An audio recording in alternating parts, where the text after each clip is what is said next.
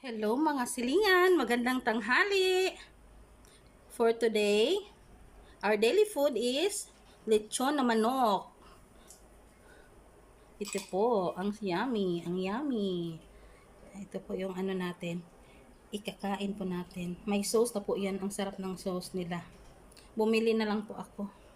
Tsaka meron tayong mango graham. Bigay po ni Ma'am An Morelia. Thank you, Ma'am. Isama natin sa pagmumukbang. Ito yung foods natin ngayon. Kakainin natin sa ating video. Yan. Yummy, yummy. Kayo mga silingan, ano po lunch ninyo? Pwede nyo po i-comment para po may ano tayo, may idea tayo ano po sunod natin na iulam, i-video.